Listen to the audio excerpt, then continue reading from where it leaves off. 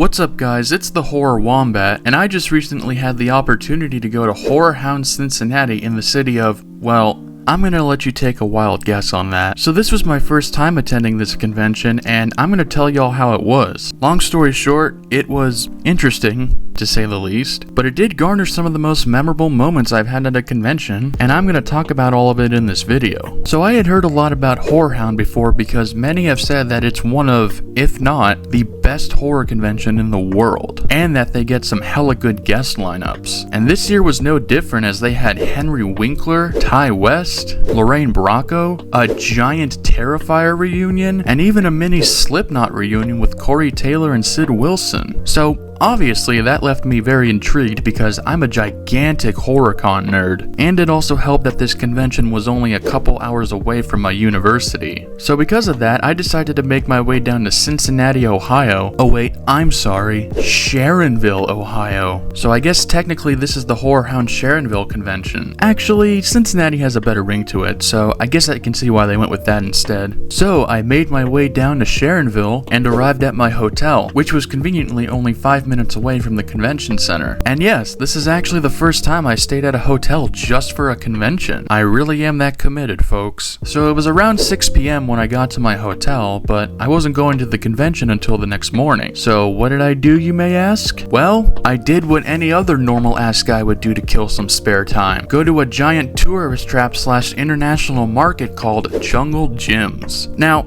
on the surface, this place doesn't look like all that much, right? Well folks, let me tell you, not only was this place huge, but it was perhaps the largest f***ing supermarket I've ever seen in my life. I couldn't believe what I was witnessing. It looked exactly like one of those places Ted Nivison and Eddie Burback would have stopped at while going on that road trip to visit every Rainforest Cafe or Margaritaville in the country. If you know, you know. Which was kind of funny because this place was basically the demon child of Buc-ee's and the Rainforest Cafe. And when I say this place had everything, I mean they had everything. They had every type of meat on earth, every type of cheese on earth, every type of hot sauce on earth, live tilapia, live shellfish, cheese balls, Chinese Lays, those oranges that look like they have leprosy, a bunch of freaky animatronics, this bee for some reason, a Mickey Mouse doll with no pants, maybe I should be censoring that. A Kirby doll in a pile of corn. Stan Lee bobbleheads. Lego Star Wars sets. Angry Bird puzzle sets. Minecraft bumper stickers. Harry Potter on a merry-go-round. Robin Hood and some random caveman. Alright, I think you guys get the idea at this point. They even had like every type of alcohol on Earth, which I guess is kind of appropriate because I can almost guarantee you that the guy who came up with this place was almost certainly wasted. But yeah, that was an interesting place. Anyway, so after I left that hellhole, I got some dinner and went back to my hotel because I had to get ready for the big day I had ahead of me. So the next morning I woke up at 6:30 in the morning. Like I said guys, I am way too f***ing committed for this shit. I got ready, went to get some breakfast, checked out of my hotel, and got to the convention center at 7:30 in the morning. That's right, 3.5 hours before the convention even started. At least if you were general admission. They also had VIP passes for the more privileged people, or I guess also the more rich people, huh? So I got to the convention, and right off the bat, I have to give this place mad props for having free parking. That's right, free parking. All the other conventions, you gotta pay at least $20 if not more just for parking. And it's not even good parking either. I got to park literally like 100 feet from the entrance with no charge. So that was pretty swag. Anyways, I get in line by the front door, and I'm probably like one of the first 10 people to show up for the convention. So it's already looking really good. I'm thinking to myself, oh damn, I might be out of here by like 1 p.m. because I'm gonna get everything done so fast. But the folks in front of me were like, hey, do you have a wristband? I was like, no. They're like, oh, you gotta go get your wristband, pal. And I'm like, okay, where do you go do that? Oh, just on the opposite side of the convention center. Goodbye. So I headed over there, and I'm just chilling with a few other folks who haven't gotten their wristbands yet, some of whom have already been there for like over an hour. And let me reiterate, it wasn't even 8 o'clock yet. Like, god damn. So we were all just hanging out by some locked doors waiting for them to open up. But then all of a sudden, one of the guys just leans on the doors and they just open up out of nowhere. I'm like, oh shit, is it time for registration already? So we're all just heading over to the registration booth and there's a volunteer standing there being like, "Aye, how'd you people get in here?" We broke in. Guys, that's a joke, relax. We told them that, hey, you left your doors unlocked, stupid. And we thought they were gonna have to kick us out and put us back in line. But instead they were like, nah, f it, here's your wristbands. So because of that, we managed to be the first ones in line for the general admission, which was great. Too bad there were like hundreds of VIP people ahead of us. Anyways, once time finally passed, we finally went into the convention. And the first thing I did was head over to Spencer Charnas' booth. Now, if you don't know who Spencer Charnas is, first of all, what the hell is wrong with you? Okay, in all seriousness, Spencer is the lead singer of the band Ice Nine Kills, which is a heavy metal band who is probably best known for making songs related to different horror movies. I've actually already met Spencer before, but the main reason I went to go meet him again was actually in favor of a friend. So I have a friend named Isabella, that's not actually what she looks like by the way, and she's the biggest Ice Nine Kills fan I know of. And last month, she was actually supposed to meet Spencer at a Comic-Con in Missouri, but there were some personal consequences that happened and she couldn't make it anymore. So I asked her, hey, when I meet Spencer soon, do you want me to put him on FaceTime with you? And she was like, yes? So that's what we did. I first got his autograph on my Welcome to Horrorwood CD, which was pretty cool. Here it is, by the way, if anyone's curious. And then I got the FaceTime call ready, and Isabella finally got to talk face to face with her idol. Spencer was like, what's up, baby girl?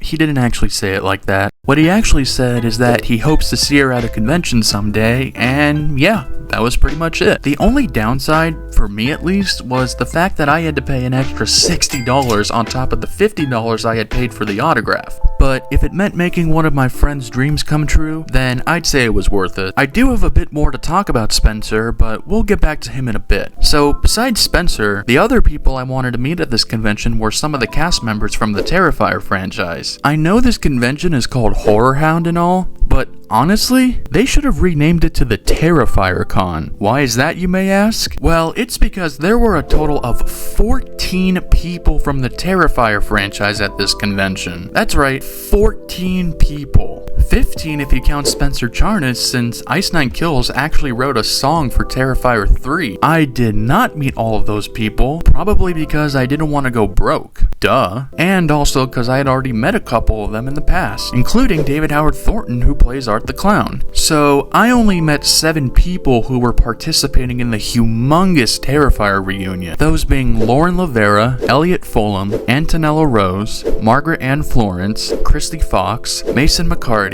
and Alexa Blair Robertson. Although, to be honest, I almost had to cut a couple of them out due to some consequences that arose. Not because of the guests, but because of my budget. So, like I said earlier, I had to fork over an extra $60 for the FaceTime call with Spencer Charnas, which meant that if I still wanted to meet all those Terrifier people, I had to find an ATM as soon as possible. Now, somebody had said online that Horrorhound apparently brings in their own ATMs for the show, and that they're filled to the brim with money and that they never run out. Well, that was a total fucking lie. Every ATM in the convention center was out of service. So I went over to the next door hotel to use their ATM, but that was also empty. So I went across the street to go use another ATM. You guessed it. Empty. It wasn't until I went a couple more blocks down that I finally found an ATM that had money in it, which, yeah, was a relief, but man, it was annoying having to go on a Lord of the Rings style journey just to find a fucking ATM that had money in it. So anyways, after that was settled, I got to meet all the Terrifier folks, and I'm happy to report that all of them were like the nicest people on earth. I did get some pictures with a few of them, so I'll go ahead and share those right now. It was just nice to have genuine conversations with people that you almost forget were actors in what is quite possibly the biggest horror franchise of all time right now. We talked a lot about a bunch of non-Terrifier related stuff, which I gotta say was pretty epic. And you know what? but screw it. Here's a couple of the most memorable conversations I had with the Terrifier cast. I got to tell Lauren Lavera that I also did martial arts and ballet as a kid, because if you didn't know, she also grew up learning those skills. I got to show off my origami skills to Margaret-Anne Florence by gifting her an origami rat, and she suggested to me that I should start selling these origamis. So hey, if I ever do start selling them, you can thank the lady who got rats shoved down her throat by Art the Clown. Antonella Rose told me stories of working in Italy with Danny DeVito, which is pretty cool. How many can say they ate pasta with the Jersey Mike's guy while on the set of a movie? And while talking to Mason McCarty, he just randomly looked off into the distance and sees something horrifying. And I looked behind me, and sure enough, it was his worst nightmare. So I actually got to act as his bodyguard for a little bit. You know, that's pretty funny. By the way, remember how I said in my Terrifier 3 review that there was a kill that got a legit reaction out of me? Yeah, it was his death scene. They really had the balls to go there. Get it? Because you know his balls got... Never mind. Also, while we're at it, I figured I might as well go ahead and show you this bad boy now. That's right folks, you're looking at 14 different signatures on this poster. I can finally be awesome like everybody else now. So that was all the Terrifier people. What else did I do that day? Oh yeah, I got to check out a couple of the Q&A panels. The first one I went to was for Ty West, the man who directed the X trilogy. It was a pretty typical Q&A session, but I thought it was pretty funny that his microphone kept malfunctioning throughout the Q&A. But the best panel I went to that day was definitely for Henry Winkler. I mean, you could just listen to this guy talk for hours and not get bored of it. He was entertaining the crowd with his stories, making people laugh, and it was all around just a great time. But my favorite part was when he was telling a story about how he always brings bundt cakes to the set of a movie or TV show he was on. And so, this happened. Now I can't play the audio of this clip because it has copyrighted music, of course. But a dude in a shark costume, get it? Because Jump the Shark. Yeah, he came out with a bunch of bundt cakes, which was an amazing sight to see. And then Henry Winkler gave out all the bundt cakes to little kids that were in the audience, which was probably the most wholesome thing I had seen all weekend. But yeah, that was definitely one of the highlights of the day for me. One last thing I gotta do before we wrap things up is, as you probably saw from the thumbnail of this video, I got to do a photo op with Spencer Charnas, and he was cosplaying in the outfit from the music video for Hip to Be Scared, you know, in which he murders the dude from Papa Roach. So I walked up to Spencer, and guess what? He remembered me, so that was cool. And then we got our picture. So yeah, there you go. So overall, Horrorhound was a pretty good time. So now I'll go ahead and share some of the pros and cons I had with this convention. Alright, first the pros. Like I said, there was free parking, which was amazing. All of the guests I met that day were absolutely kind, and overall just a blast to talk to. The con was organized pretty well, the vendors were really impressive, and even the food they had at the convention was really good, albeit kind of pricey. As for cons, really the only thing is that I just wasn't a big fan of the ATM situation. I wish it was handled just a little better. Also, it was really crowded at this convention, so if you're claustrophobic, that's your warning. But in the end, although there were a couple mishaps, I had a really good time at Horrorhound Cincinnati. Is it the best horror convention I've ever been to? Well, it's definitely up there, but I'm not sure if it's my #1 convention of all time. I might have to make another visit there when they come back. Speaking of which, their next show is in September of this year, so mark your calendars, Horrorhound nerds. But yeah, that's all I really got for you guys today.